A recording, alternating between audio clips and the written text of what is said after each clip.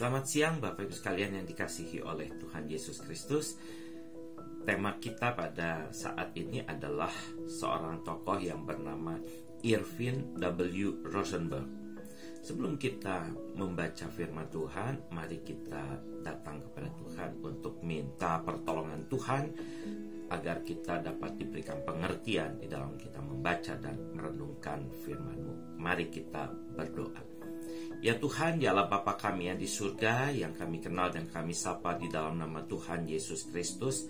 Pada saat ini kami mohon pimpinan-Mu agar kami dapat membaca firman-Mu dengan hati yang terbuka, dengan bijaksana yang dipenuhi oleh hikmat-Mu, sehingga kami dapat melakukan firman Tuhan di dalam kehidupan kami sehari-hari. Terima kasih Tuhan, di dalam nama Yesus kami berdoa, amin. Bapak Ibu sekalian, bacaan kita dari Injil Markus pasal 9 ayat 23b yang bunyinya seperti demikian. Tidak ada yang mustahil bagi orang yang percaya. Bapak Ibu sekalian, Erwin W. Rosenberg adalah seorang laksamana muda di armada ke-7 Amerika Serikat.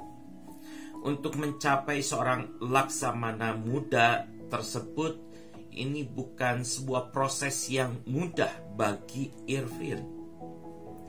Awalnya Erwin adalah seorang perwira angkatan laut junior, tapi kemudian Erwin diberhentikan dari dinas kemiliterannya. Erwin diberhentikan bukan karena kasus kejahatan atau ketidakdisiplinan dirinya, tapi karena Erwin menderita sakit kanker. Pemberhentian ini adalah standar militer Amerika Serikat pada waktu itu. Kehilangan pekerjaan adalah sebuah pukulan berat bagi Erwin. Apalagi Erwin divonis dokter hanya punya kesempatan hidup sekitar 2 minggu saja.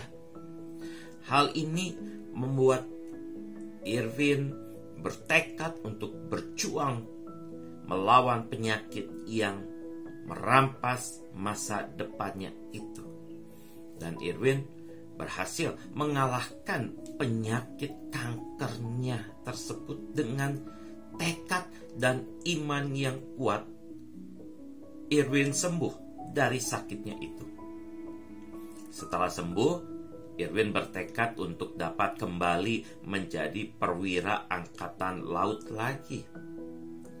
Padahal Erwin sudah tahu bahwa ada aturan tertulis yang melarang untuk mengembalikan posisi seseorang yang diberhentikan karena penyakit kanker. Dan banyak kenalannya juga menyarankan Erwin untuk menyerah saja, udah nggak usah berjuang untuk itu. Tapi Erwin tidak menyerah. Erwin mengajukan keinginannya itu ke Kongres. Dan ternyata usaha Erwin berhasil. Presiden Harry S. Truman akhirnya mengesahkan undang-undang baru yang memungkinkan Erwin mendaftar kembali di Angkatan Laut. Bahkan akhirnya Erwin bukan hanya dapat kembali ke Angkatan Laut, tapi ia